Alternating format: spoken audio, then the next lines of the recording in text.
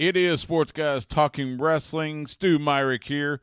Part B for this week, at least. As I mentioned, on Part A that was dropped yesterday, that was very WWE-centric. Part B, AEW-centric, as I preview this Sunday's AEW New Japan Pro Wrestling's Forbidden Door coming up on Sunday, 8 p.m. Eastern, 7 p.m. Central. It will come to us from the UBS Arena in Long Island, New York, and you can see it via multiple outlets, both here in the United States and across the world. This preview will start, as is customary, with the media conference call for Forbidden Door, led by AEW's CEO, General Manager, Owner, Tony Khan. As is also customary, this call will last right around an hour. He will take questions about the pay-per-view, about what's going on with AEW. I'm sure we will hear at least one or two about the TV rights negotiations and a few other topics. And we'll I'm sure we'll hear a lot about that. So, without further ado, let me send you to the Forbidden Door media conference call with AEW CEO and General Manager, Tony Khan. Hey, good afternoon, Jim. Hey, everyone. I'm really excited for the Forbidden Door this weekend. This is one of my favorite times of the year. I love wrestling, and there's going to be so much great wrestling with AEW New Japan Pro Wrestling. And it's great to have CMLL and Stardom involved in the show this year as well. We're going to have a lot of fun, and I want to make sure to get to as many of your questions as possible, so I'll turn it over to you, Jim. Fantastic. Okay, here we go. Dominic D'Angelo from Ad Free Shows is going to kick us off, and after Tony and Dominic connect, we're going to go to Jim Barcelone from the Miami Herald. Dominic, you are first. Hey, Tony, how are you doing today, man? Doing really well. Thanks for being on today. Thanks, Dom. Yeah, absolutely. Hey, so kind of wanted to get your perspective on Jeff Jarrett cut like an amazing promo on AEW Collision. Very touching about the Owen Hart Club, his ties to Owen, everything like that. Really hit on a lot of different points. I wanted to get the details behind you getting him in that tournament, and then what you kind of think about him as a creative mind backstage, and if he's got more influence backstage working with you guys creatively. Well, Jeff is tremendous mind. I have so much respect for Jeff. I love having him.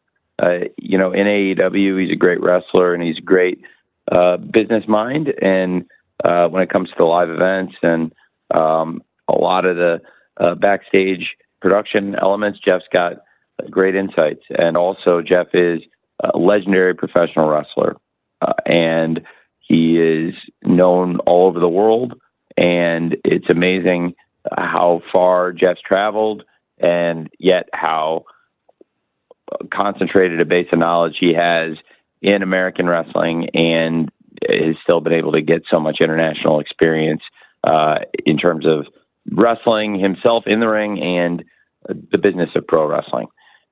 I have tons of respect for Jeff and his family, and I think Jeff's a great person, and a lot of that came across in the interviews. And I am a big fan of Jeff and have been a big fan of the wrestling that Jeff's family has promoted out of Tennessee for many, many years.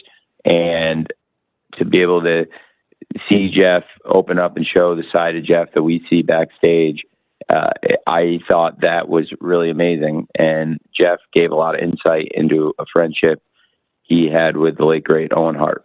And we're very fortunate this time of year to be able to present the annual Owen Hart Foundation Cup tournament. I love working with Dr. Martha Hart and her family, and being able to present this tournament, memorializing a great professional wrestler who passed away tragically, and keeping his memory in pro wrestling alive. And I've really enjoyed doing the tournament. We have a great women's and men's tournament each year. And Jeff Jarrett is somebody who had a real close friendship with the late, great Owen Hart. And this year, I thought it would be cool to feature Jeff, and for Jeff to be able to give those insights. And I'm looking forward to his match next Wednesday of course, the Forbidden Door season. We're going to continue the Owen Hart Foundation tournament again, just like last year, through the Forbidden Door. And we've got some great matches planned. And one thing we have planned for next week after Forbidden Door is Jeff Jarrett versus the Wild Card. And I'm excited for that match. And it's been great for Jeff to be able to go on TV, tell the story of his friendship with Owen Hart, and really praise the legacy of Owen Hart and what a great man he was.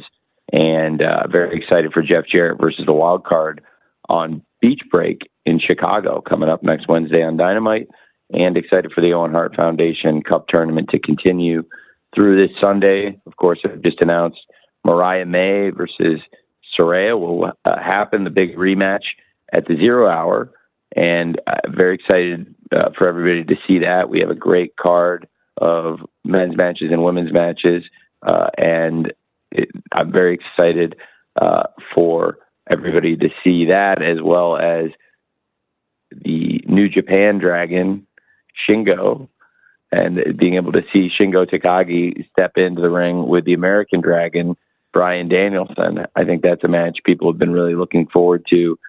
We got a preview of them squaring off last night on Wednesday Night Dynamite, and I'm excited for them to go one-on-one on Sunday at Forbidden Door. I think that's going to be great. And then Jeff Jarrett against the Wild Card on Wednesday.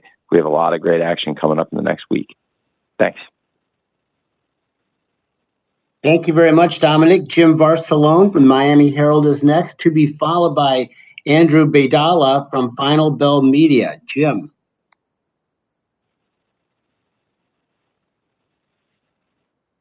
And being in Long Island, Forbidden Door, just how important, or what was the importance of trying to get MJF back and competing on this event, since it is his hometown? Was that a big factor trying to get him because of that, or no, just wanting to get him back, or both? Well, MJF's a big attraction for AEW, and it's great to have him competing at the event this weekend. We saw a lot of intrigue among some of the top stars in AEW last night and the previous week, but it's been great to have MJF back in AEW, and a lot of exciting things happening in the company right now, and great to have MJF back, and we'll be very excited to see him take on one of my personal favorite stars in CMLL, somebody who's come in and done very well in AEW, and that's Hechicero, who's made a great connection with the fans, gets a great reaction whenever he appears. He was reintroduced in the LA Forum in the Casino Gauntlet match. He's had a tremendous match with Bryan Danielson, picked up the win last Saturday on Collision against Daddy Magic, and definitely need to keep an eye on Hechicero, who is somebody that we really think has a ton of potential and has aligned himself with the Gates of Agony, who did really well last night, I think, on Dynamite themselves, and Brian Cage. And it's a great group. It's a diverse group of really exciting stars. So excited to see Hechicero stepping in the ring with MJF, who I think is going to get a big reaction in any arena in the world, and especially at an arena so close to his home on Long Island. It'll be big for the fans at UBS Arena to see MJF this Sunday, and I think Hechicero will be a great opponent for him. Should be a really fun match. Thank you, Jim. Andrew Baydala from Final Bell Media is next. I will follow Andrew with a write-in question from John Powell of Slam Wrestling. Andrew, you are up. Installment of Forbidden Door and the pay-per-view concept, and the first two emanating from a major market such as Chicago and Toronto, and now this Sunday's pay-per-view being in New York. What is the future for the Forbidden Door pay-per-view, and could we see this pay-per-view go international, maybe Japan? Thank you. Well, sure, it's a great question, Drew. I think we've had Forbidden Door all over North America now in some of the great cities.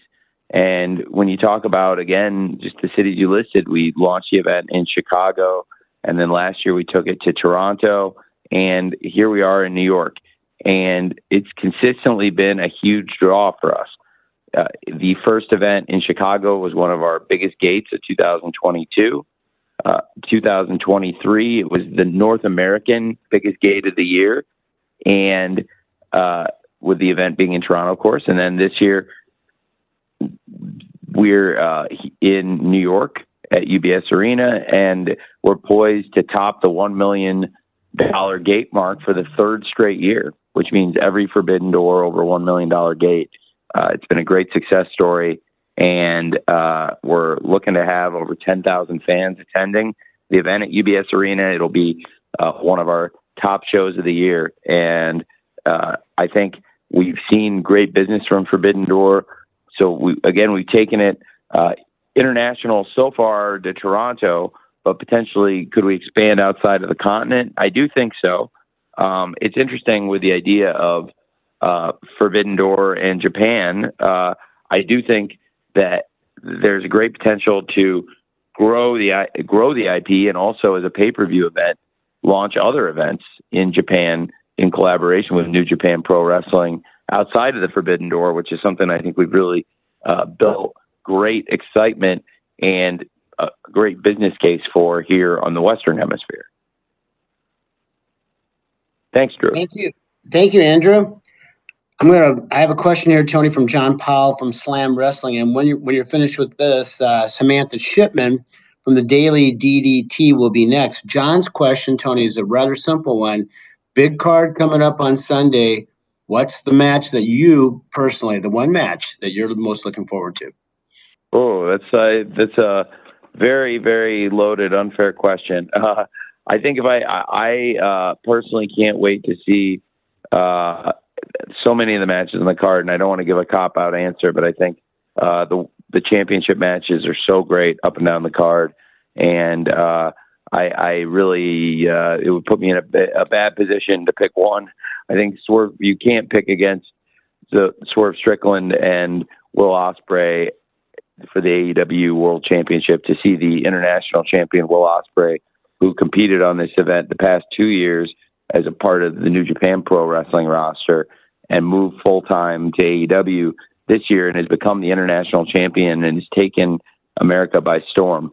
And to have the international champion Will Ospreay coming in challenging for the AEW World title, it's unprecedented, and it happened out of a great Casino Gauntlet match.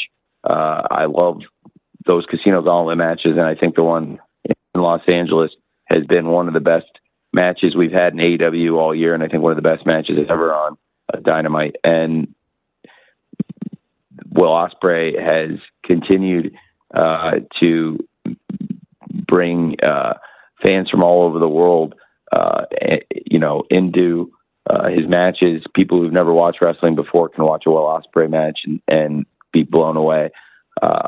He has been great as the international champion. I think he has unlimited upside. And then you have a great world champion with Swerve Strickland, who has come into AEW and gotten better every year, and now is at the very top of his game.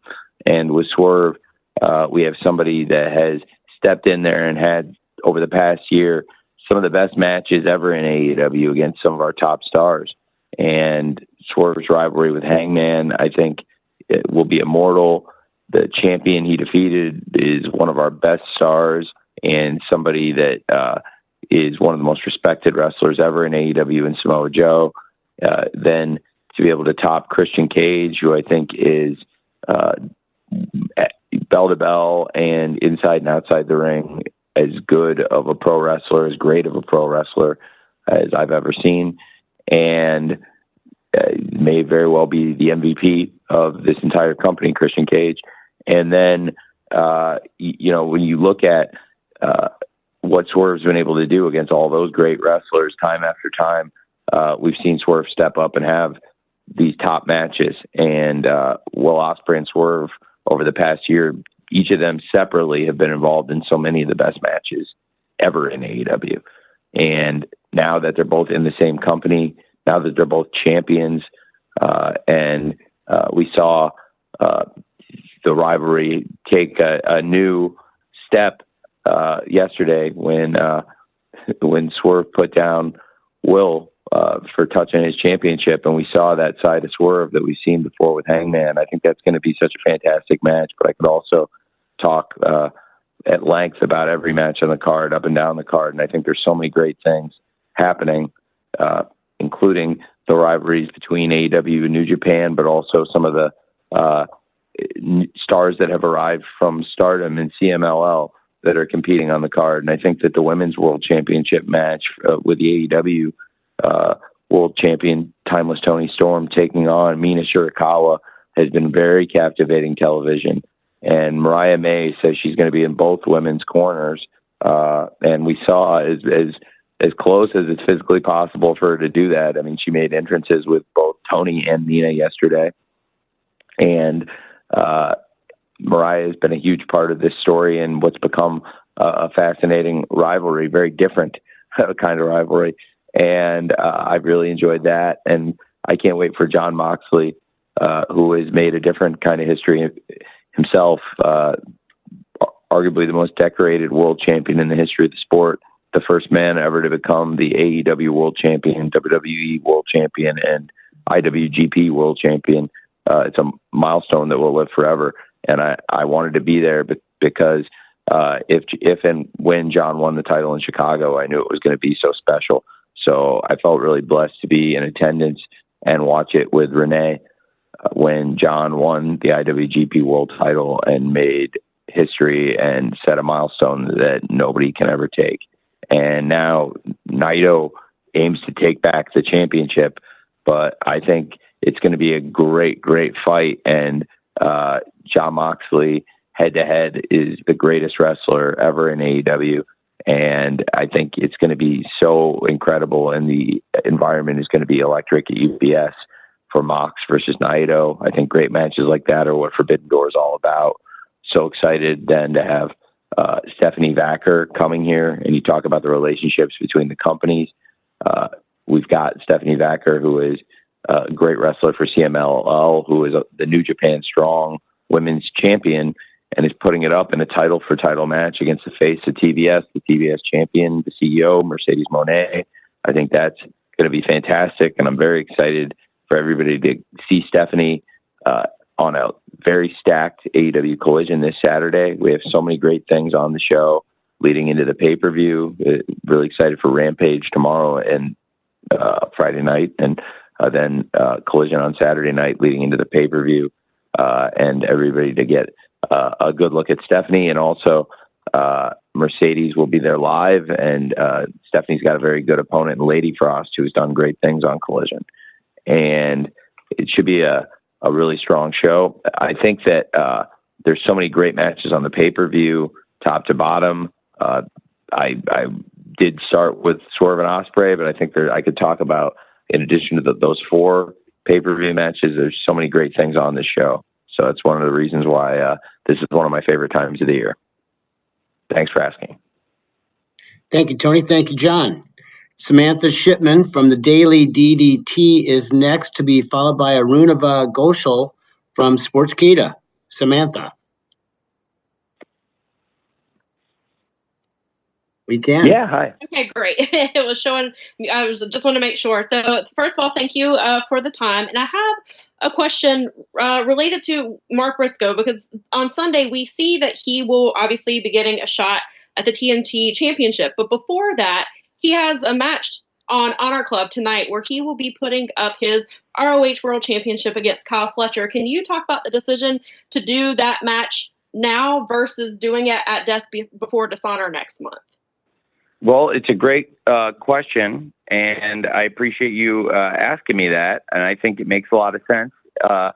Kyle's got a very busy schedule, and I want to get Mark also with his very, very busy schedule. I thought it would make a lot of sense for them to have this match because it's a great match for the fans.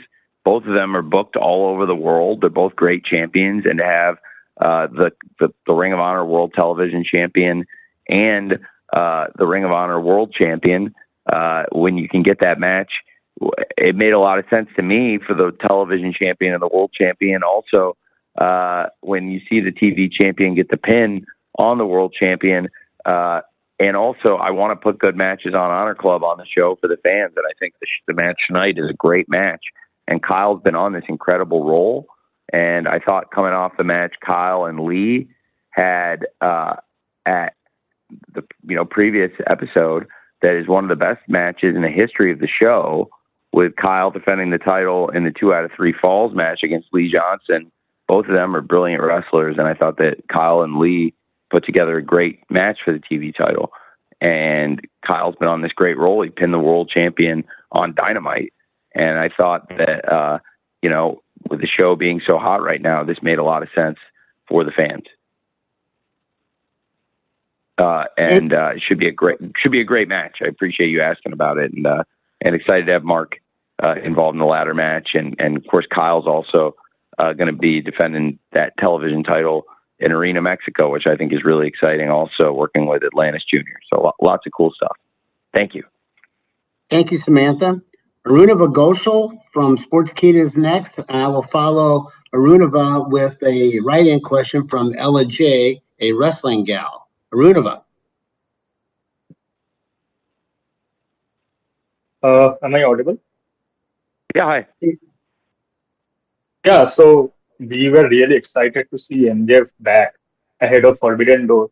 If you can provide any update on Britt Baker's return, that's possible. Yes.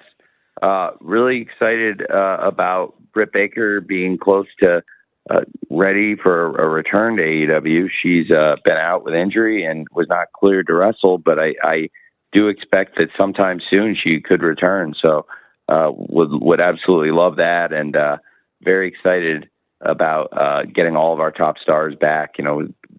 It's been great having MJF back, and so many top stars have been away. It's going to feel amazing when we've got great stars. Britt Baker's a great example. It'd be great to have the Doctor back in AEW. So many other great former champions, including Jamie Hayter, Kenny Omega, and Adam Cole, and many other great wrestlers. We can't wait to have back here in AEW. And certainly for me, I know that Dr. Britt Baker and fans all over the world will be excited to see her return, and I'm glad that she's going to be cleared to return very soon. Thanks, Thank you very much, Arunava. I have a write-in question here, Tony, from Ella J., a wrestling gal, and then we'll follow Ella with Bill Pritchard, from WrestleZone. Ella's question is the following. Forbidden Door will feature 3 representatives from Stardom. Does AEW have plans to work with Stardom talent beyond Sunday's pay-per-view event? Yes, absolutely. We have lots of plans with Stardom, and I'm really excited about working so closely with the promotion this year. Stardom has the same parent company as New Japan Pro Wrestling, Bushiroad. So I had been looking to work with Stardom for a long time, and this current management has been such a great pleasure to work with.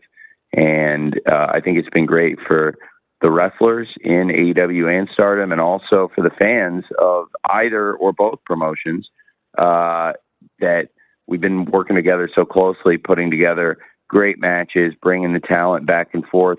And I look to bring Stardom talent regularly to AEW. And right now, we're in a position where a Stardom wrestler, Mina Shirakawa, could very well be the AEW Women's World Champion. I think Mina has a great chance and is a fantastic representative of not only Stardom, but also AEW. And I would love to have Mina as the champion here. I also love having Timeless Tony Storm as the champion. And it's one of the reasons I'm so excited for the match.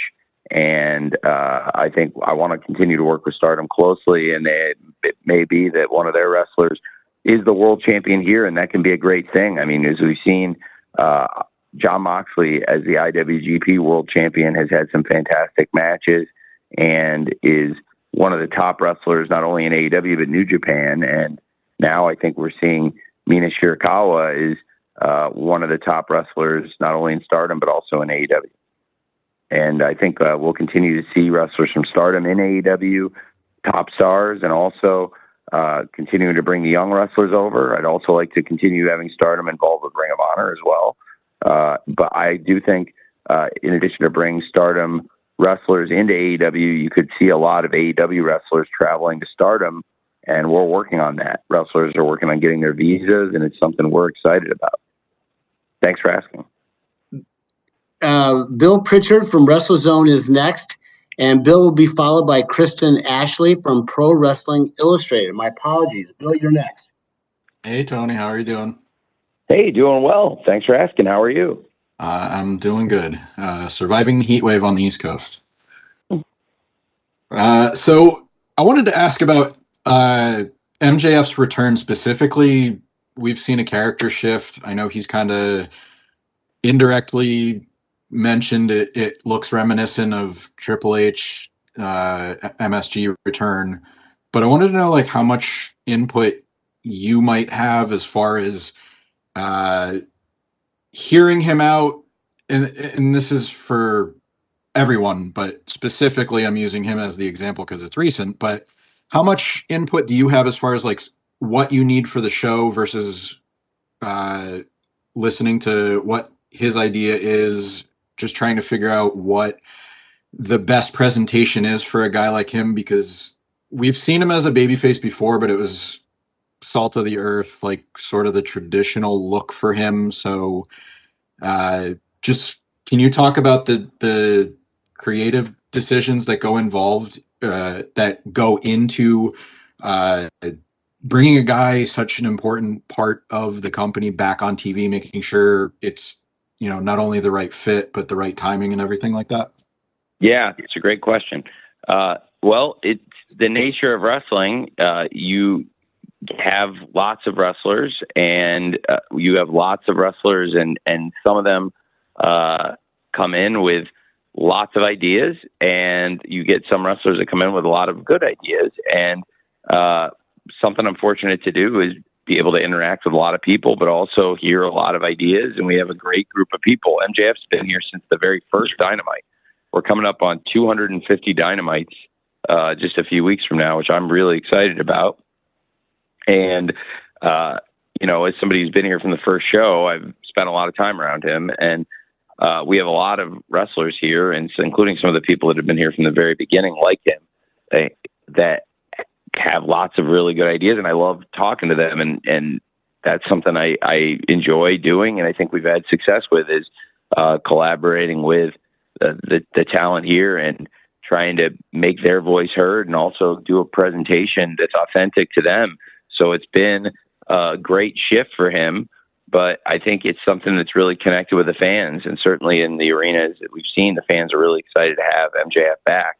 I thought it was a great match with Roosh, and it was a great way for him to return to AEW in his first match back. And then we were really excited to see MJF last night again, and interesting to see the interaction with some of the other top fan favorites like Daniel Garcia, the hometown hero in Buffalo, and the international champion Will Ospreay, who's going into this weekend and is challenging for the AEW World Championship. So some fascinating things happening around the company, and some involving MJF. And I spend a lot of time thinking of ideas and also communicating with wrestlers and the people in the office. And some people in wrestling come up with a lot of ideas that fit with what we're doing. And other people, you know, there's some people that like look for the office to come up with ideas for them. And then there's people that are in between that want, you know, a blend of their own stuff, and they want to hear what we want to do for them. And I really like working with different people. I have lots of different relationships in wrestling with now so many people, and MJF's somebody that's been here from the very beginning of AEW and has always had cool ideas for presentation and things we can do on the show. And I love communicating with him, and you're seeing a look and a spirit from him that's very authentic and true to him. And I'm very excited for everybody to kind of see where this goes going into Forbidden Door and everything we have planned for what I think is going to be a really great summer for AEW. Thanks for asking. Thank you, Bill. Kristen Ashley from Pro Wrestling Illustrated is next. Kristen will be followed with a write-in from Kimmy Sokol from the Pop Break. Kristen, you are up.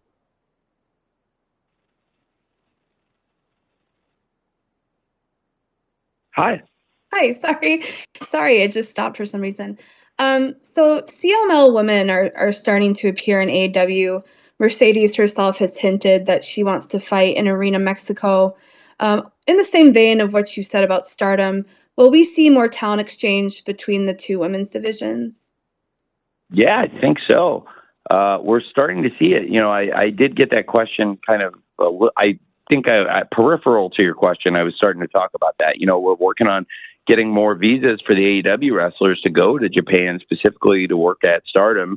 And we've seen a lot of top Stardom wrestlers come into AEW, and then CMLL is a great example also. So, as I said about Stardom, I agree. Like CMLL, I'd like to trade more there also. And I think it makes a lot of sense. So we could see a wrestler from CMLL as the new face of TBS, which I think would be very exciting. And I'm a big fan of Steph, and I think she's a great talent. And everybody can get a good look at her for free on TNT if you're a cable subscriber. And it's going to be a great episode of Collision, and I'm excited for Steph versus Lady Frost. We've seen Zooxies in AEW, and it was great to have Mercedes go down and make an appearance at Arena Mexico.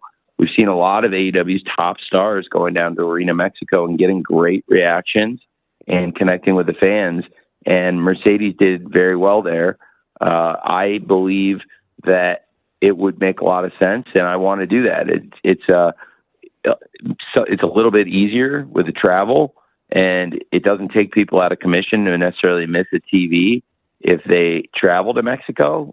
And because it's a lot easier logistically for wrestlers to go back and forth, I think it makes a ton of sense for AEW and CMLL to collaborate more on sending wrestlers back and forth. And it's something that's been really good for us.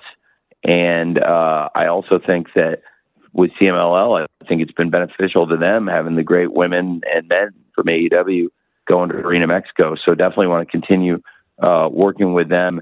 Something that's been really nice in the past year for AEW has been opening up and strengthening the relationships with CMLL and Stardom. And I think they brought something special this year to the Forbidden Door, which has already been a great collaboration with AEW and New Japan Pro Wrestling for the past few years. And love working with CMLL. I think Salvador is a great man, and they have a great family and a great family tradition and business they built in Mexico. And I have a lot of respect and admiration for him and his family and CMLL and what they do. Thank you. Thank you, Kristen. I've got a write-in, Tony, from Kimmy Sokol from the Pop Break, followed by Joey Hayden from the Dallas Morning News. Kimmy's question: how do you feel about there being 4 women's matches being on the show this Sunday night? 4. I feel great about it. I'm very excited about it. I put together the card with my staff and team, and this is the card I wanted, and I think it's great. We have some really exciting matches on the card. I could talk at length about everything, but we spent a lot of time by design because I'm really excited talking about the AEW Women's World Championship match with Timeless Toni Storm taking on Mina Shirakawa, who I think has taken our show by storm, pun intended, and is taking on one of our greatest stars and somebody who is so important to our TV and somebody beloved by our fans, Timeless Toni Storm. And then to have the TBS Championship on the line in a title-for-title match, it's fascinating because we have the New Japan Strong Women's Champion, Stephanie Vacker, going title for title with Mercedes Moné. I think that's such a great match and such a great situation between multiple companies being involved there and all the interpromotional implications of this match. Then you have something I'm really, really excited about, talking about the Stardom collaboration. I am so excited to have this big tag match on the 0 Hour. It's a preview of what's to come next week in Chicago at Beach Break, to have the team of Statlander and Momo versus the team of Willow Nightingale and Tam Nakano. I think that's going to be tremendous. And, we've seen Willow go to Stardom and defend the TBS title Tam Nakano and Willow, they've been opponents, they've been friends. That's, I think, going to be really exciting. Tag match, and then I can't wait for the Owen Hart semifinal match next week between Willow Nightingale and Chris Statlander going one-on-one. I think that's a great part of the card. And then, of course, Mariah May, she'll be in the corner of both women in the World Championship match, Toni Storm versus Shirakawa, to have Mariah May involved there, but also will be involved wrestling earlier in the night. We'll have Mariah May taking on one of her idols, Saraya, and that's a great match, and they've really turned into great rivals. And Saraya has won the match against Mariah. Saraya is a former AEW Women's World Champion. The winner of this match gets to go back to Wembley and a chance to become the AEW Women's World Champion. And Saraya would love to get back into that spotlight and regain that championship at Wembley. And Mariah May, I think it would be a dream come true for her to win this tournament and be able to challenge either of her closest friends and really the people she's currently idolizing and teaming with in Timeless Toni Storm and Mina Shirakawa. So a lot of exciting things happening on the card, and those 4 matches are a big part of it. Thank you very much, Kimmy. Joey Hayden from the Dallas Morning News is next, followed by Cresta Starr from Fightful. Joey? Or this weekend, and before you know it, we'll be back at Wembley Stadium. But in between that, we have the Summer Series at Arlington in July. What are you most hoping to accomplish with the event this weekend to sort of set the stage for this pretty pivotal time on the calendar? Well, it's a great question. I'm really excited for the Summer Series. It's going to be tremendous. Once we've got the Forbidden Door this weekend, and very excited to have top stars from all over the world coming to New York, wrestling for a worldwide audience on pay-per-view this Sunday.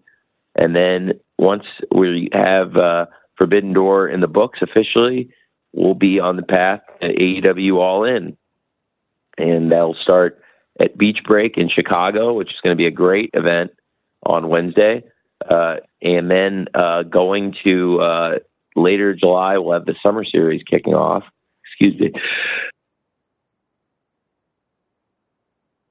Sorry, I had to mute my phone. I had to sneeze. Excuse me. And we'll have the Summer Series kicking off. I'm very excited for that.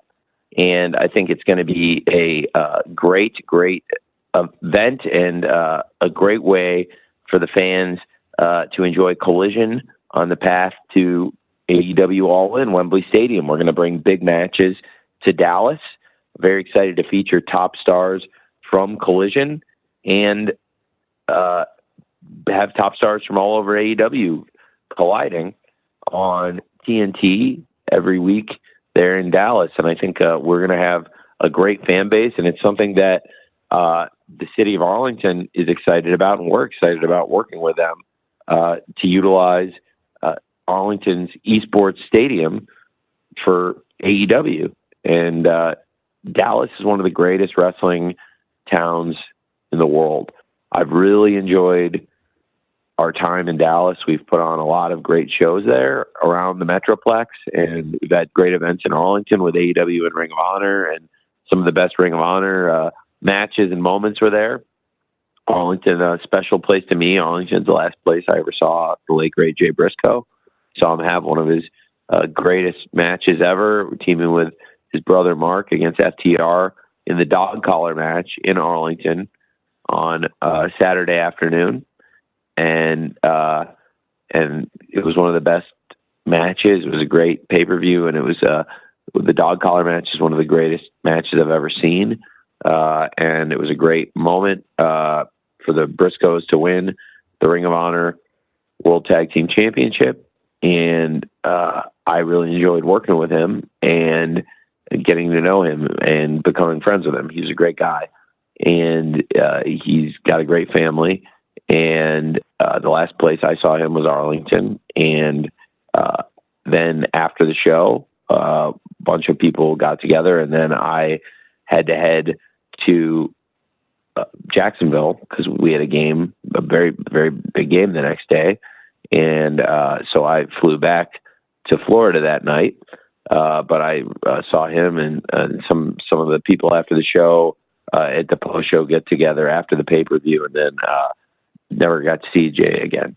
And so that's a wrestling memory in Arlington specifically that I'll always hold near and dear, especially that dog collar match and seeing Jay one last time. And I love working with his brother Mark and with FTR, and together those guys had such a special match that night in Arlington.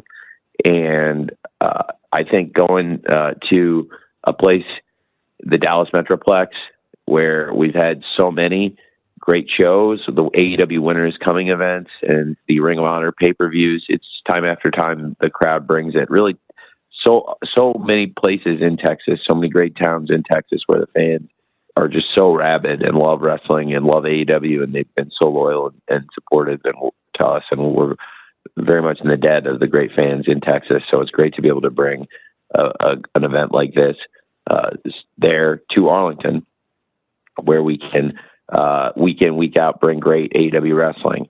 I love the traditions of Texas wrestling, and specifically around the Dallas Metroplex, the history of what the Von Erich family was able to build. Kevin Von Erich has become a good friend to me and AEW, and his sons Ross and Marshall are just tremendous young men. I really like Ross and Marshall and Kevin, and love what they were able to build as a family. As somebody who's big on family and family business myself, I have a lot of respect for them and their business, which has been memorialized and seen all over the world now through the lens of the Iron Claw, which I think is amazing that everyone got to see things through Kevin's eyes. And it was a great film. And I think it's cool that the tradition of Dallas wrestling and world class and everything Kevin and his family were able to build, people saw that. And now I'm really excited to bring AEW back to the Dallas Metroplex, specifically to Arlington, for that series of events. We're going to have a great time there. Thank you, Joey. Cresta Starr from Fightful is next, to be followed by Mike McGuire from Vista Radio Canada's McGuire on Wrestling. Cresta. Good afternoon. Thank you so much for taking my question. With all the success of the Forbidden Doors so far, is there a future where Ring of Honor or any other NA promotion or indie promotion get involved in the Forbidden Door fracas? Well, it's a great question. I think I'd love having more Ring of Honor involvement. We do have some good involvement. We have the world champion, Mark Briscoe, in that ladder match, which is going to feature some great stars from across the world.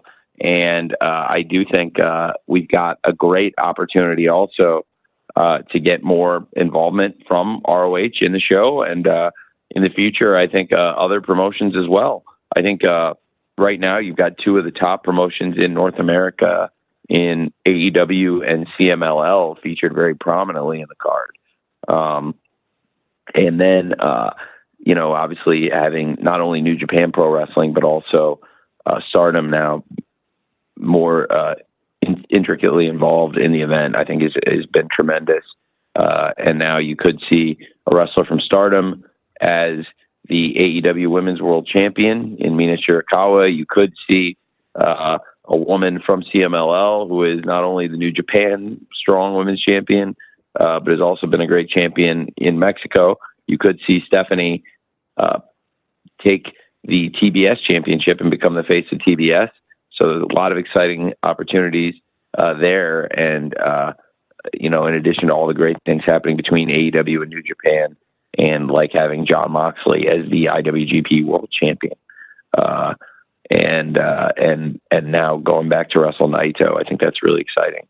So there's a lot of really cool things happening with the Forbidden Door this year. I think it's my personal favorite card yet on the Forbidden Door, and would love to have even more promotions involved potentially in the future. It's already a lot with so many promotions teaming up, though, so it's something to keep an eye on for sure. Thank you, Cresta. Mike McGuire from Vista Radio Canada's McGuire on Wrestling is next, to be followed by Joel Torres from Contralona. Mike.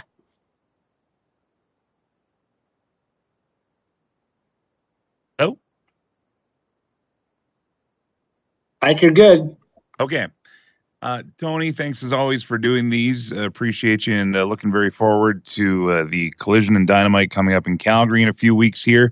On that note, part of the Owen Hart tournament is at Forbidden Door, and looking forward to that. But some guy who's been talking a lot about what's been going on in AEW and what could happen in AEW is Jim Ross. And just wondering if you've heard from JR. He was hoping to be there to do the call, but he's been going through some health stuff, obviously. Have you heard from Jim and whether or not he'll be at Forbidden Door? I have heard from Jim.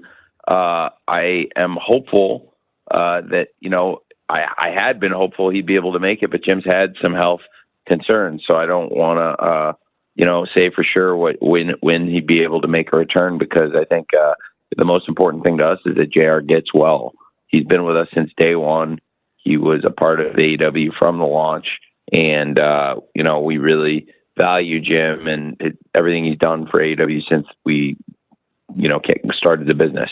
And definitely would love to have JR back on a more regular basis soon and involved when his health permits.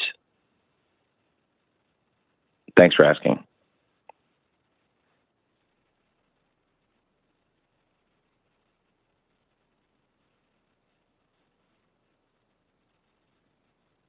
Thank you very much, Mike. Joel Torres from Contralona is next, to be followed by Sean Ross Sapp from Fightful. Joel? Joel, you're good. My question is, there are two other promotions in North America doing something similar to the Forbidden Door, which is NXT and TNA Wrestling. And I wanted to know if you think your idea of Forbidden Door has been influential for all of this happening right now. I think that what we've done with Forbidden Door has been really historic, and it's been very successful. We've seen the business so strong year in, year out. Again, this will be the third straight year where the gate has topped $1 million. And it is fantastic collaboration. And I think that it's great to see wrestling companies all over the world working together. And I love wrestling, and I love the competition of wrestling, but it's also great collaborating with some of the top companies. And we built really great relationships with New Japan Pro Wrestling over the years. And now with Mr. Tanahashi as the president, that's also very nice, because I've worked closely with him over the years, on the wrestling side of the business.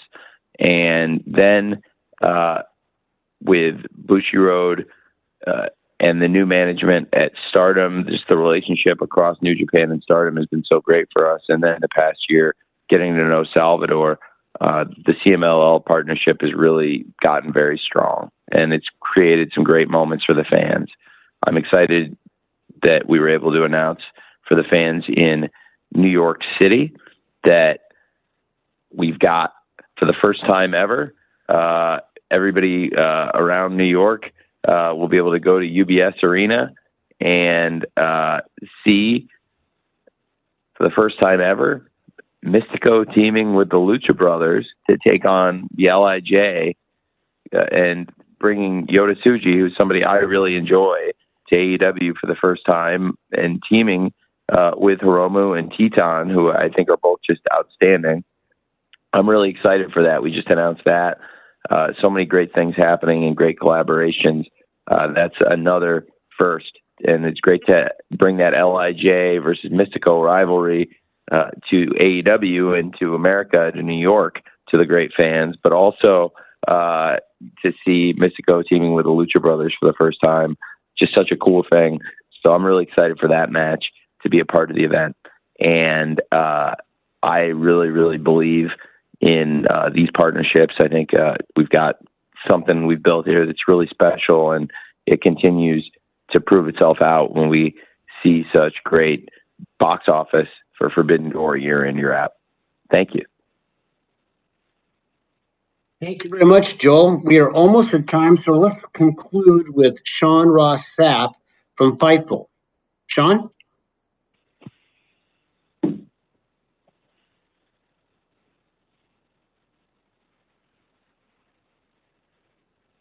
Put out today indicating that he would be a free agent tomorrow. And also, the former Becky Lynch is on the market right now.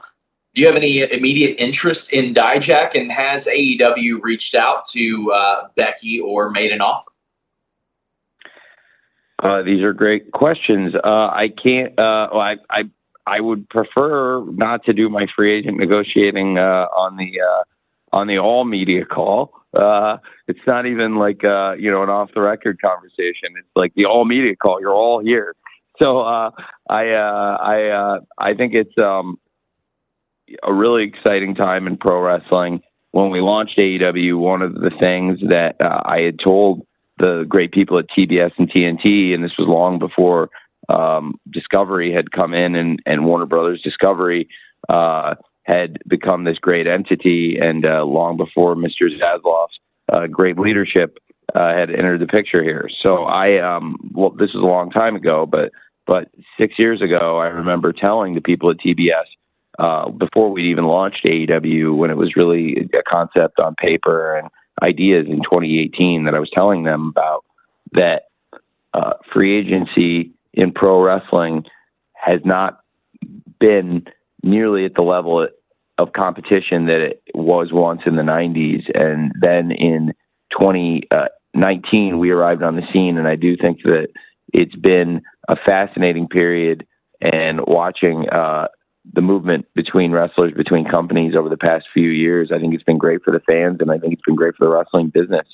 So there are some great free agents out there and coming up. These are, great names you're talking about. I have a lot of respect for everybody you said, Sean.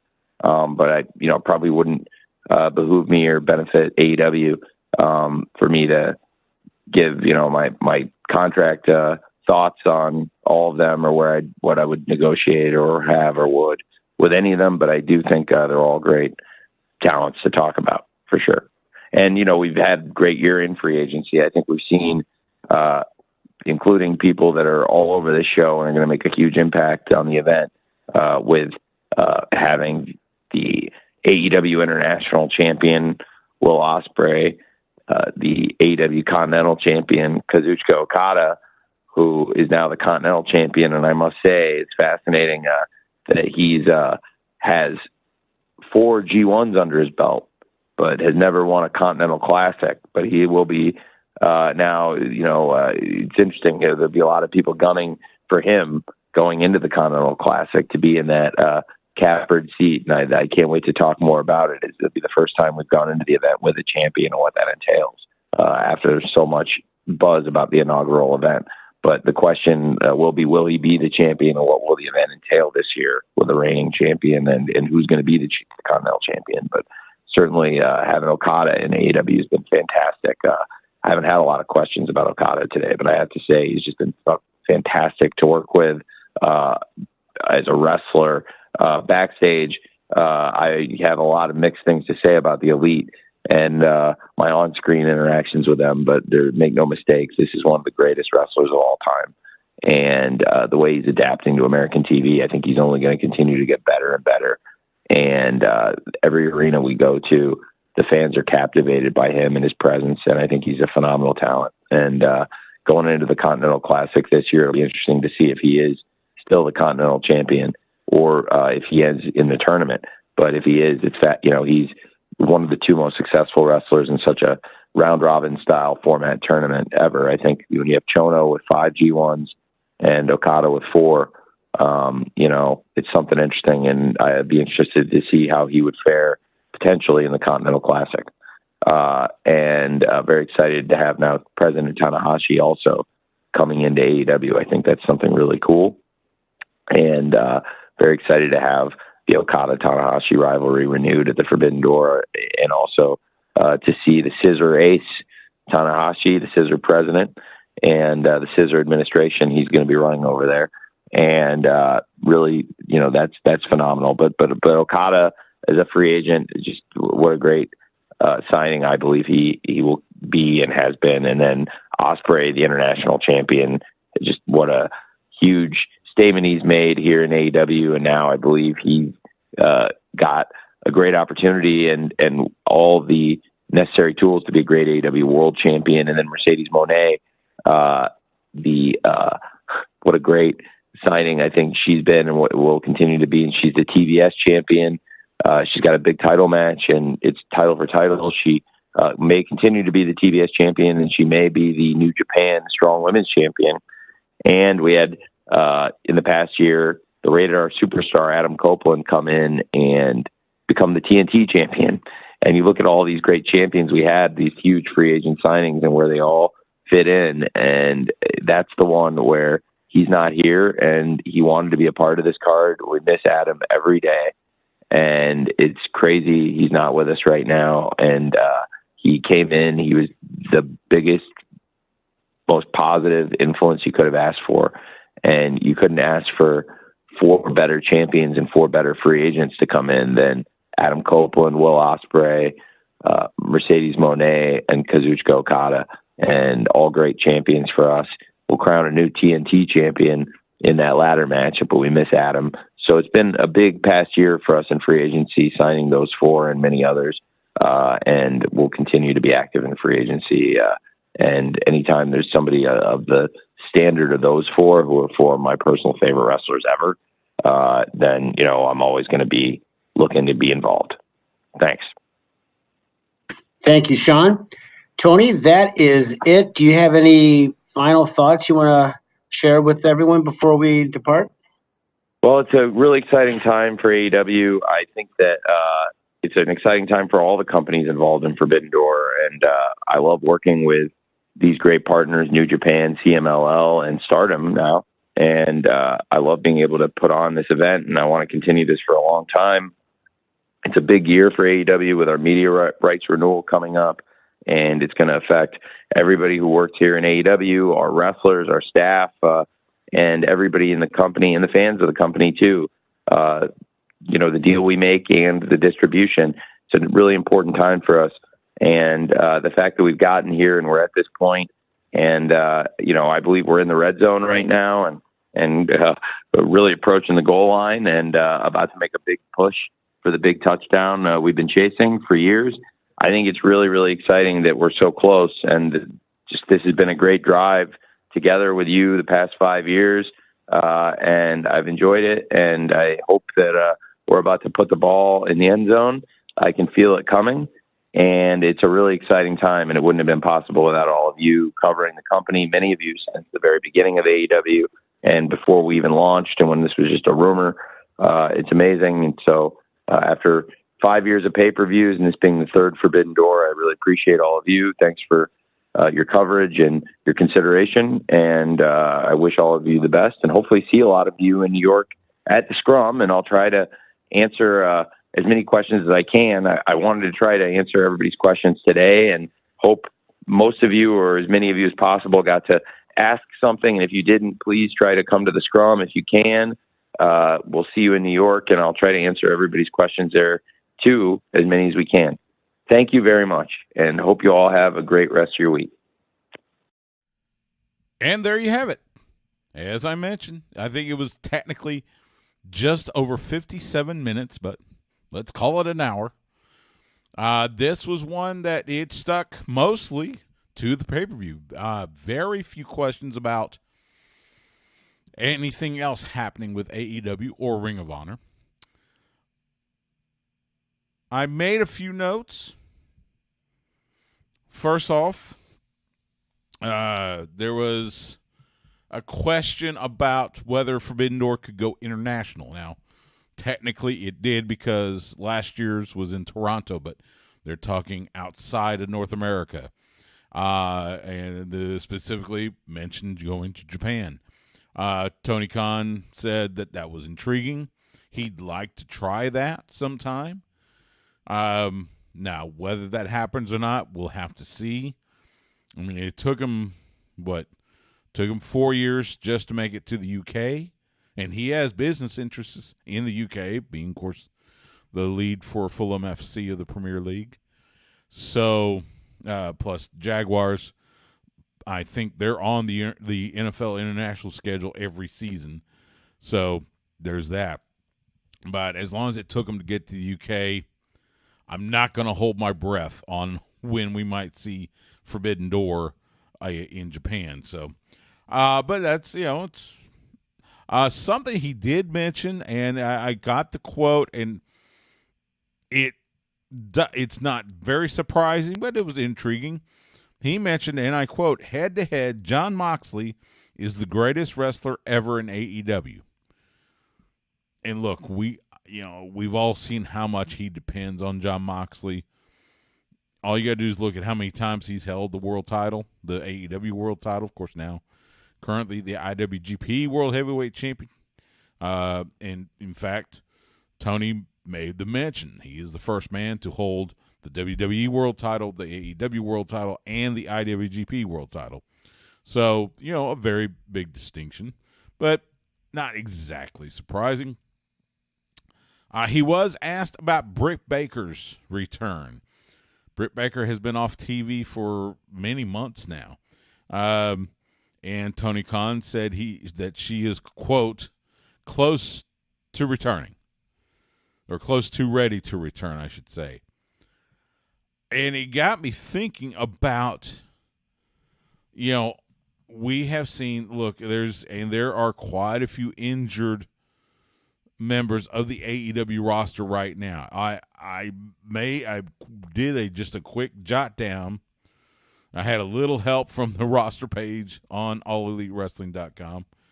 But just off the top of my, just right there, there's at least a dozen wrestlers that are currently out with some sort of injury, or at least, perceived injury. Kenny Omega, Jamie Hayter, Britt Baker, Adam Cole, Keith Lee. We haven't seen Keith Lee in quite some time, and I think about him a lot. Sammy Guevara, we haven't seen him in quite some time. Adam Copeland, of course. Let's see, who else? Darby Allin, Dax Hardwood from FTR, Eddie Kingston, Kota Ibushi. There's that right there, and that was just, top. Plus, you've got a few that are kind of just missing in action. For instance, Absolute Ricky Starks. He's not injured. He told What Culture he's not injured. He's just waiting for waiting for creative or whatever. And again, full disclosure, we see Ricky Starks at the Inspire After Death shows. He was there this last one. In fact, during the intermission, he gets on the headset and starts, jabbering about whatever. Now, we were off the air at the moment, but he just, I guess he wanted to get something off his chest. Now, I'm standing there, I'm just listening to him. All right, sure, whatever. So, but Ricky Starks hasn't been on TV in quite a while. Colt Cabana, Danhausen. We just had Danhausen a couple months ago in Inspire. We don't know. I think he has a notion that he is going to be let out of his contract, or his contract will expire and won't be renewed. But yeah, he's missing in action. So, interesting little, interesting holes in the roster, so to speak, that people we have not seen on television, on AEW in quite some time. So, let's see what else. Mention that the 250th episode of Dynamite will be coming up, quote, in a few weeks. Now, I don't have the count with me. Look, it'll be 5 years, I think, in October. I think October 1 was, or the beginning of October was the premiere in 2019. So that makes sense, especially if you're going 52 weeks a year. So that seems, if you got 5 years, 52 weeks a year, so that's, so you figure about 10 weeks back. So you're thinking, actually it could be either beginning of August or maybe even the end of July. So yeah, it might be in a few weeks. The 250, hard to imagine, 250 episodes of Dynamite, but yeah, that's coming up quick. So we'll look forward to seeing that. there was a question about the women's division in AEW work. There's a couple matches, and I'll go through the card here in a bit, but you have, women that are both in Stardom and in CMLL. And there was the talk about working with those women's divisions in the future, not just at Forbidden Door. And Tony Khan said, yes, we're actually working on getting visas for the AEW women to travel to Stardom, to travel to CMLL, or specifically Arena Mexico. And I think Mercedes Moné has talked about how she wants to wrestle in Arena Mexico for CMLL. So, yeah.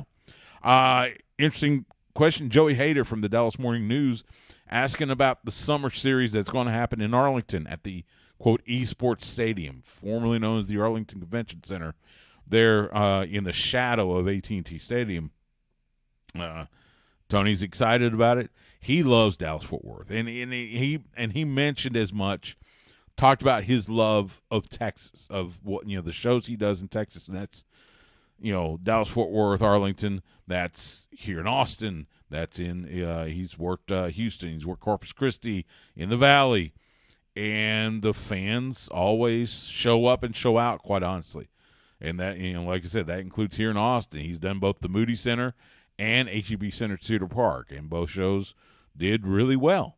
In fact, I was there the last time, this past February, and it was a great, they had a Rampage match where it was Dustin Rhodes, the Natural, along with Ross and Marshall Von Erich in a 6-man tag against, it was actually Hit, El Rayo, and I forget who the third one was, but, the students of the Rhodes Wrestling Academy. So, it was a lot of good stuff. But, yeah, in those Dallas-Fort Worth shows, the Arlington shows, he talked about how I believe it was the dog collar match at Supercard of Honor in, I guess that would have been 2022, which would have been on the weekend of WrestleMania 38 in Arlington. And it was the Briscoes and FTR, and that was the last time that Tony saw Jay Briscoe in the ring before he passed away so tragically. So, but yeah, he's excited to come back to Texas. So, that was about it as far as the stuff. It was funny, and I tell you what, and leave it to Sean Ross Sapp to have kind of the sound. But yeah, a little bit of breaking news that so Sean Ross Sapp was, he had the final question. He was asking about free agents. He mentioned Becky Lynch. Of course, Becky Lynch on hiatus. She has let her WWE contract expire. Now most everybody believes she will rejoin WWE. The other one he mentioned was Dijak. And this apparently happened, I think this was yesterday, where, he basically, Dijak has posted, in fact, he posted on X, and he had this, he has his bookings email, posted, a picture of this letter he wrote, and it's dated June 27th, so yesterday, and this is, quote, WWE never negotiated with me. We attempted to negotiate, and they stonewalled us. They never made me a single offer. Then they informed me that they would not renew my contract at the 11th hour. 2 months ago, I was on one of the best matches in NXT history and a top match of WrestleMania weekend. On that day, a top executive in WWE told me I was, quote, crushing it. I was slated to feud for the NXT title, but I got called up to Raw instead. Consistently outperformed everyone's expectations, especially throughout 2023 and early 2024. And then goes on and says, that's enough talk. Now it's time to do or die, Jack. My last day under a WWE contract is June 28th, 2024. Guess what? That's today. Bookings, interviews, gives the email. Get ready to feast your effing eyes. So, Donovan Dijak, at the end of today, will be a free agent. And so, Sean Rossap from Fightful asked Tony about thoughts on possibly, reaching out to those two individuals. Tony did not want to get into free agent dealings, especially on a media conference call. Like I said, look, Becky Lynch, I fully expect her to rejoin WWE when, she finishes up her sabbatical. Dijak, I could see maybe. He's a talented man, big man. And, can't have too many big men in wrestling. Very talented. I'd love to see, again, I mentioned Keith Lee being, MIA. If Keith Lee can come back to TV, I'd love to see them renew their rivalry. They had some of the best matches on the independent scene and in NXT. Dijak and Lee, just fantastic matches. So I'd love to see those, see that happen one more time. Maybe in an AEW ring. So we'll see. But yeah, so there's, as I mentioned, that was the media conference call. Let me go through the card real quick. And the card has filled out since yesterday. With of course, Dynamite was last night. We do have 3 0-hour matches coming up. You have Willow Nightingale and Tam Nakano taking on Chris Statlander and Momo Watanabe. Again, 2-star Stardom. Teaming up Willow Nightingale and Chris Statlander. Of course, they've got this rivalry after Chris Statlander turns on Willow. They're supposed to compete. They're supposed to face each other in the Owen Hart Memorial Tournament on the women's side. So that'll be a good precursor for that one. You also have a trios match. Yota Tsuji, Teton, and Hiromu Takahashi from New Japan Pro Wrestling taking on Mystico from CMLL and the Lucha Brothers, Penta El Cerro Mero and Rey Fenix. That's going to be a lot of fun. So you've got Lucha Libre versus Japanese Strong Style. Teton spent a lot, he is Mexican by birth, so there'll be a lot of mix in there. So that'll be a fun match.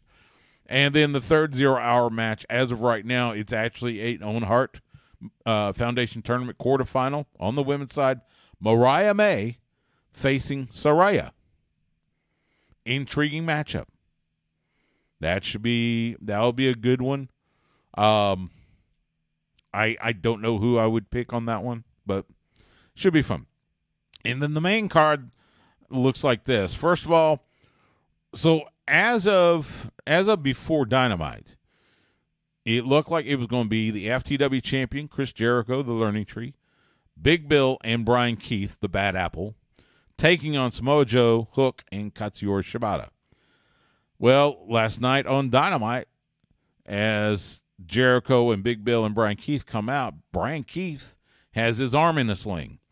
Allegedly, he got injured during, I think it was a collision match or a collision dust-up with Samoa Joe, Hook, and Shibata.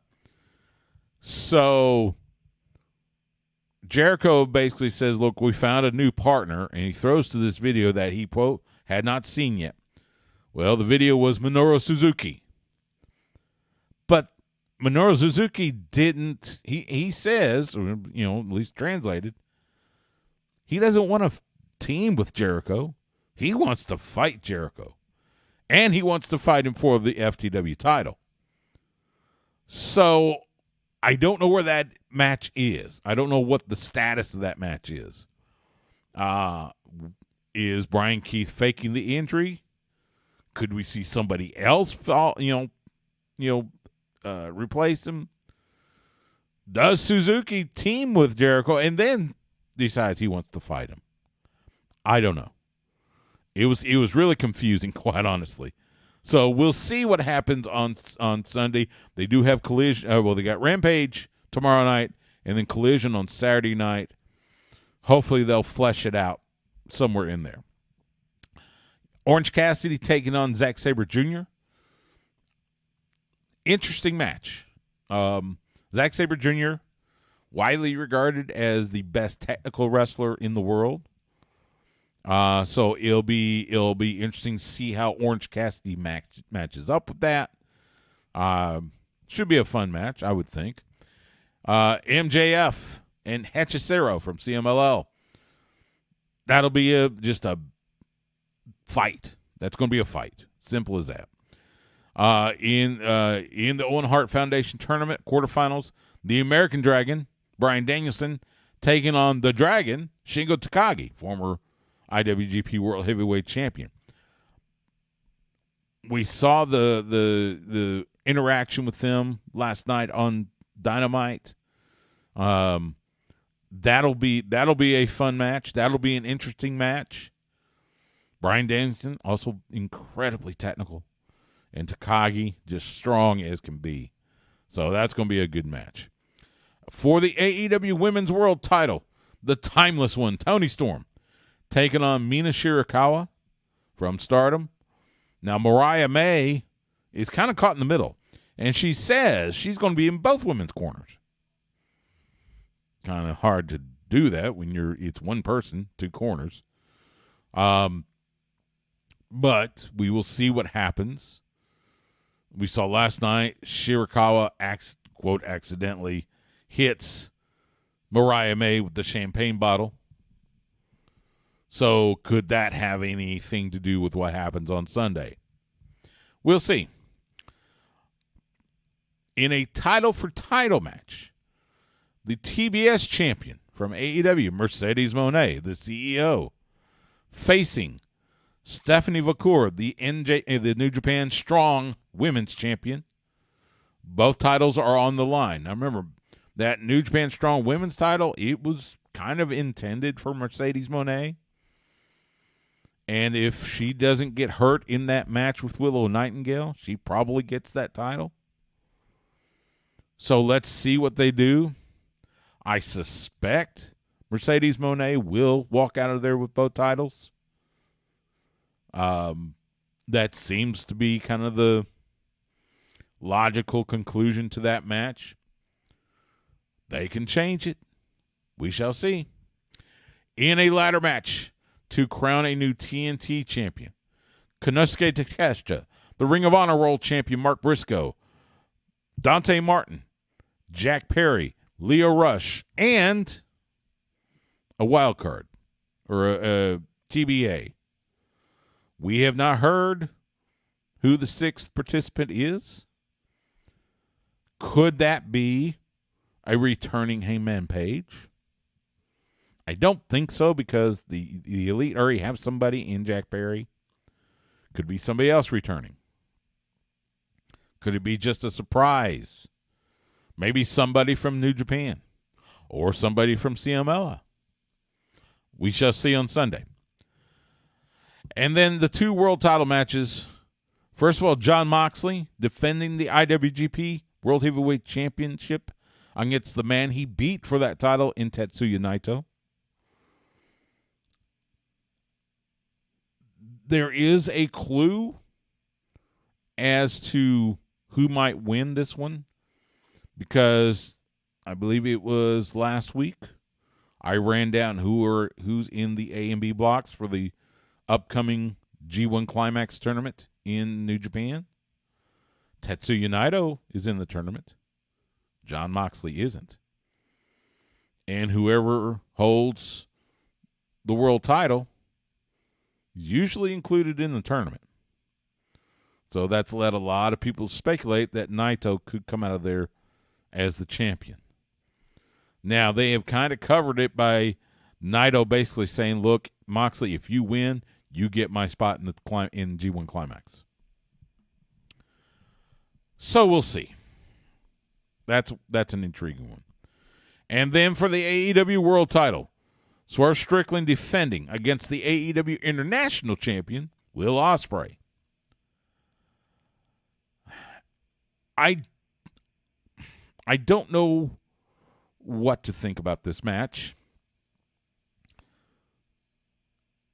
I think Swerve will retain, but this one I could see going either way. I could see Will Ospreay winning that world championship. And oh, by the way, on Dynamite. So you had MJF come out, start the show, And then here comes Daniel Garcia because they're in Buffalo. They're in Buffalo, New York. So Daniel Garcia, Buffalo native. MJF, not too far away in Long Island. And it was a little bit of a mutual admiration society there. MJF, and then, eventually MJF says, hey, how about you and me at All In Wembley? And I think Daniel Garcia was about to accept. Well, then the music hits. Here comes Will Ospreay. He interrupts. And he likes Daniel Garcia. So he wants to give Daniel Garcia a shot.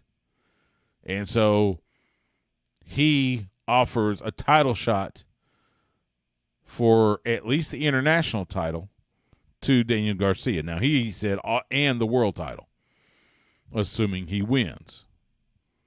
Now, that match has been made official for next week on Dynamite. MJF looked perturbed, but he said good luck and walked out. So, next week on Dynamite, it'll be Will Ospreay versus Daniel Garcia for the international title. Will it be for the world title? We'll see. He's got to get through Swerve Strickland first. And, again, I don't know how that match is going to go because you want both guys looking strong.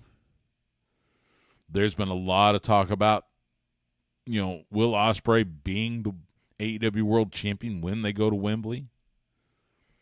So I guess this would be a way to do it. We'll see. I mean, Wembley is 2 months away. So, just under 2 months away, I should say. So I guess you could. But that is AEW and New Japan Pro Wrestling's Forbidden Door coming up this Sunday, 8 p.m. Eastern, 7 p.m. Central. You can get it on Bleacher Report, Triller TV, YouTube, PPV.com, and more in the United States, and as well as cable satellite outlets. Internationally, again, Triller TV, YouTube, PPV.com, The Zone, and more. So, and it'll be at the UBS Arena in Long Island, New York. So, a couple other notes from New Japan. The Elite. So Matthew and Nicholas Jackson, as well as Kazuchika Okada, coming out. They made the announcement of their trios match against the Acclaimed. We thought it was going to be Daddy Magic. Nope. It's going to be the Ace, the president of New Japan Pro Wrestling. He's calling himself the Scissor Ace now. Hiroshi Tanahashi joining the Acclaimed to battle Okada and the Young Bucks. Of course, that'll be a great renewal of the rivalry between Okada and Tanahashi that has spanned, I think, a decade in New Japan.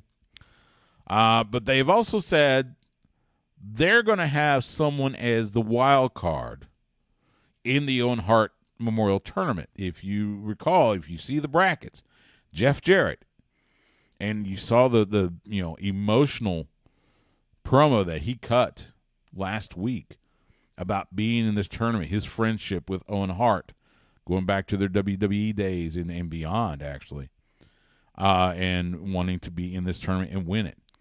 Well, the Elite want to insert somebody. They're going to provide the wild card. Who is that wild card? Well, I think a lot of people are thinking it's going to be Hangman Adam Page, who is, quote, under suspension from the Elite. Maybe he comes off suspension and aligns himself with the Elite. Not to mention, then they'll have 5 for the upcoming Blood and Guts match in about a month in Nashville on Dynamite. So that's a possibility. I think it was What Culture? I think it was Adam Wilborn and Michael Hempflet theorized Christian Cage. He's not on the card. He's not on the Forbidden Door card. The Elite and the Patriarchy have done business before, so why not do it again? That could be that's a possibility. We'll see. I don't know.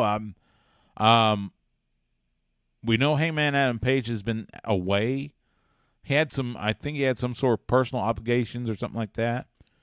But there has been a lot of talk, a lot of reports from Fightful, from Wrestling Observer, and others saying that he is ready to return and that they have creative in place for him to return. Could that be in this Owen Hart tournament? It's possible. I could see it. Makes total sense. By the way, we mentioned Will Ospreay, Daniel Garcia next week on Dynamite. So they have Kristen next week's Dynamite. Beach break. So you would think that Dynamite is going to emanate from Florida or California. Even Corpus Christi. Hey, they've got a beach. They're on the Gulf Coast or somewhere on the Gulf Coast. It's going to be in Chicago. Now, I've only been in Chicago a couple times. But as far as I know, there are no beaches in Chicago. But nevertheless, it will be beach break. And here's the fun part. So, AEW Dynamite Beach Break to be sponsored by Shark Week on Discovery. Discovery Channel, of course, part of the Warner Brothers Discovery family. Shark Week on Discovery Channel will debut on July 7th. And it's hosted by John Cena, who, oh, by the way, is the WWE guy. So that'll be a nice little twist. I don't know if you see, you're not going to see John Cena show up on Dynamite. I can guarantee that. But just a funny little, twist. The AEW Dynamite's going to be sponsored by a TV event hosted by a WWE talent. Crazy stuff. I get it. So, before we go, best wishes go to Jim Ross. Good old JR. He posted a few days ago that he had to go back to the emergency room. He was having difficulty breathing. And, in fact, Tony Khan was asked during the media conference call about the status of Jim Ross. And Tony had hoped that Jim Ross would be there for Forbidden Door. It doesn't look like that. Jim is recovering. I think he's at home now. So, Jim Ross has dealt with quite a few health issues. He's older. He hasn't been in the best of health last several months. And, look, Jim Ross is the voice of wrestling. As much praise as Michael Cole gets, look, it starts with Jim Ross. He is an absolute icon in the world of broadcasting as far as wrestling goes. And of course, watch Jim Ross going all the way back to the Mid-South days. So best wishes to Jim Ross as he, goes through some of these health issues and hopefully comes out on the other side. I hope and pray that he is well enough to go to London to announce at All In. I really do, because I think that it needs to happen that way. So hopefully Jim Ross gets healthy enough. But yeah, wishes to Jim Ross for a full recovery, and hope to see him back real soon. That'll do it for this Part B edition of Sports Guys Talking Wrestling. You can follow me on all social media at Stu Myrick. You can follow Sports Guys Talking Wrestling on X at SGTWATX. You can find the show on Facebook, Instagram, Threads, and YouTube at Sports Guys Talking Wrestling. Make sure you subscribe to Sports Guys Talking Wrestling on your favorite podcast provider, Apple Podcasts, Spotify, iHeartRadio, Odyssey, wherever you get your podcast. Make sure you rate, review the show while you're there. New podcast episodes drop in middle of the week. I'm Stu Myrick. Thank you so much for joining me, and I will see you at the matches.